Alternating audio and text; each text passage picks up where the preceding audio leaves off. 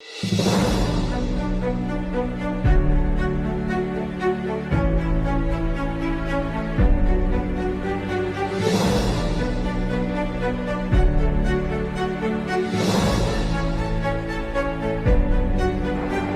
के गोंदिया में बाबा साहब और मक्का मदीने के अपमान पर आखिर क्यों है कांग्रेस और भाजपा की चुप्पी। जी हाँ दोस्तों, आपने बिल्कुल सही सुना। मैं हूं पराग महेंद्र, आप देख रहे हैं नेशनल चौपाल। विश्व रत्न डॉक्टर बाबा साहब अंबेडकर, इनकी जयंती 14 अप्रैल को पूरे भारत नहीं पूरे विश्व में मनाई जाती है। और इनकी जयंती के उपलक्ष्य पर जिस तरीके से उत्सव और जल्लोष वाला माहौल होता है, बाबा साहब को देश और दुनिया में जिस तरीके से सिंबल ऑफ नॉलेज के नाम से जाना पहचाना जाता है, लेकिन जब बात भारत की आती है, लगातार बाबा साहब का अपमान होने का सिलसिला न रुकता न थमता हुआ दिखाई पड़ता है। ऐसे में महाराष्ट्र के गोंदिया में बाबा साहब की जयंती के महज एक दिन बाद, मतलब कि 16 अप्रैल को अपने घर दुकान में चिराग रुंगटा नाम का शख्स बाबा साहब की तस्वीर की टाइल्स जमीन पर लगाता है। वो जगह थी जहां पर थूकने का काम लोगों के जरिए किया जाता है। तमाम लोगों के जरिए इस मामले का जब संज्ञान लिया गया, वीडियो बनाया गया और जब सवाल किए गए चिराग रुंगटा से, आखिर उन्होंने इस तरीके की चीजें, इस तरीके की तस्वीर बाबा साहब और मक्का मदीने की जमीन पर थूकने की जगह पर क्यों लगाई, इस सवाल के जवाब में उन्होंने साफ तौर पर कहा है, मेरा घर है, मैं चाहे जिस तरीके से तमाम ये तस्वीरें लगाओ। इसको लेकर जब लोगों ने अपनी आपत्ति जताए, जिस तरीके से जवाब तब अमूमन तौर पर चिराग रुंगटा ये शख्स के जरिए होने चाहिए थे, ऐसे जवाब न होते हुए जब लोगों का आक्रोश इन जवाबों के बाद बढ़ा, तब देखा गया कि चिराग रुंगटा को बड़े पैमाने पर जो भीड़ ने उसके ही दुकान से बाहर निकालकर उस पर पिटाई और तमाम तरीके से लाते घूसे बरसाना शुरू कर दिया। और इस मसले को लेकर जब इस तरीके से संज्ञान लिया गया, सोशल मीडिया पर वीडियो बड़े पैमाने पर वायरल देखने को मिला। इस वीडियो को लेकर जिस तरीके से संज्ञान लेने के बाद पुलिस प्रशासन ने कार्रवाई शुरू की और चिराग रुंगटा को हिरासत में लिया। चिराग रुंगटा को हिरासत में लेने के बाद तकरीबन 16 अप्रैल को ही देर रात 12:30 बजे एफआईआर होती है। एफआईआर के आधार पर SC/ST एट्रोसिटी एक्ट लगाया जाता है और उसके बाद शनिवार को इस पूरे मामले को लेकर सुनवाई होनी थी। ये जिस तरीके से समय के मुताबिक ये न्यायिक प्रक्रिया में ये पूरा मामला देखने को मिला, 16 अप्रैल को घटना होती है, 19 अप्रैल तक ये न्यायिक मामला ये कहने की कोर्ट में जाता है। इन पूरे के पूरे समय बीतने के बीच में भी महाराष्ट्र के गोंदिया जिले में वारदात होती है और गोंदिया विधानसभा के हाल ही में नए नए बने भारतीय जनता पार्टी के विधायक विनोद अग्रवाल, इनकी किसी भी तरीके से कोई प्रतिक्रिया देखने को नहीं मिलती। इसके साथ साथ लंबे समय तक इसी गोंदिया विधानसभा में कांग्रेस के माध्यम से विधायक बने गोपाल दास अग्रवाल, इनकी भी किसी भी तरीके से प्रतिक्रिया देखने को नहीं मिलती। इसके साथ साथ इस वक्त राज्यसभा सांसद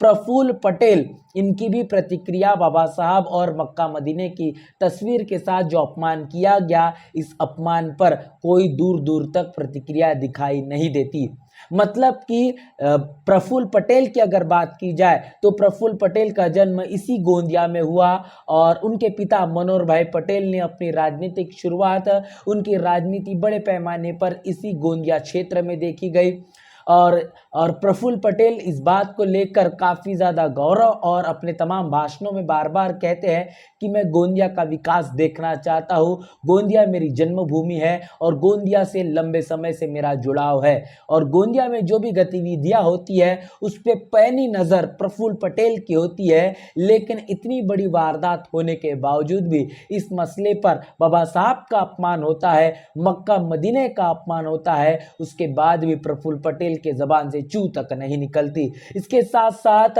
मुसलमानों का बड़े पैमाने पर कांग्रेस को लेकर जो झुकाव देखने को मिलता है और बार बार कांग्रेस को वोट देने का काम मुस्लिम तबके के जरिए गोंदिया विधानसभा में हुआ, जिसके चलते गोपाल दास अग्रवाल ये गोंदिया विधानसभा के बार बार विधायक बने। उसके बावजूद भी दलितों का तकरीबन 50,000 से लगभग जो वोट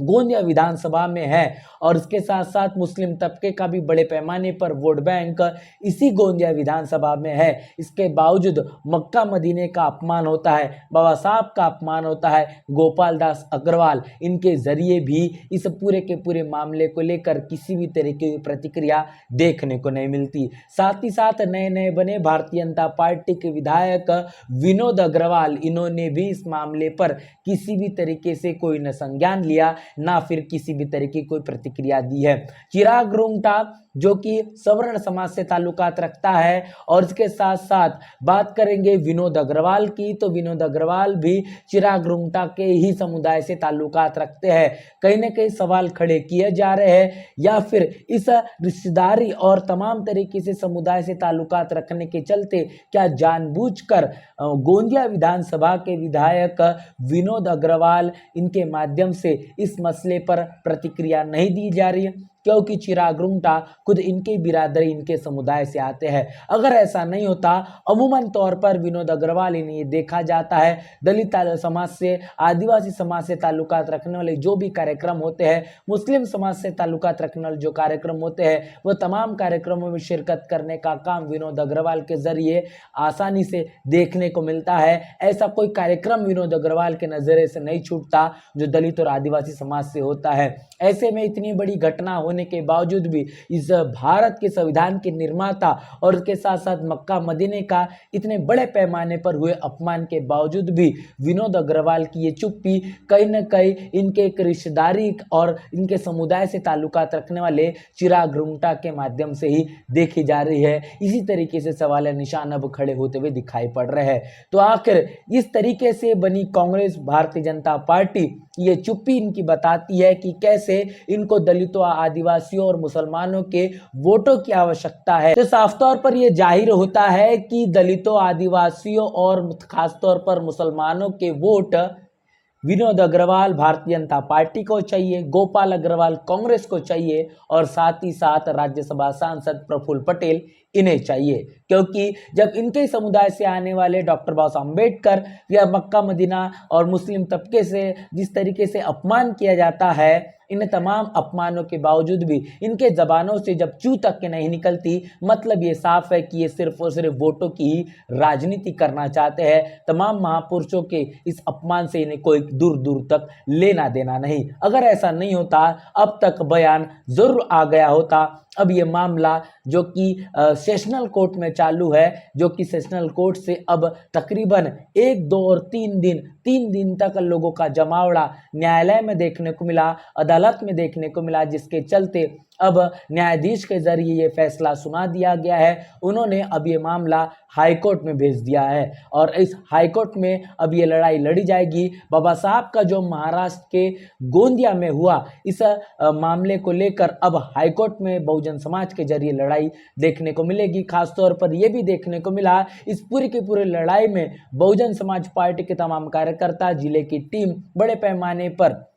लड़ाई लड़ते हुए दिखाई दी है। खासतौर पर बहुजन समाज से ताल्लुकात रखने वाले, दलित समाज से ताल्लुकात रखने वाले जो तमाम जो एडवोकेट्स है, मुस्लिम समाज से ताल्लुकात रखने वाले जो एडवोकेट्स हैं, उन्होंने बड़ी मेहनत के साथ और आर्गुमेंट करते हुए अपनी बात को मजबूती से रखा, जिसके कारण बहुजन समाज का प्रभाव, इसके साथ साथ वकीलों के जरिए जो तमाम दलीलें दी गई, इन दलीलों के आधार पर न्यायाधीश को इस फैसले पर कहने के पहुंचना पड़ा कि ये मामला सेशनल कोर्ट नहीं तो ये हाई कोर्ट को अब सौंपा जाता है और अब मामला अब हाई कोर्ट में जाएगा और अब क्या कुछ होता है वो समय के साथ साथ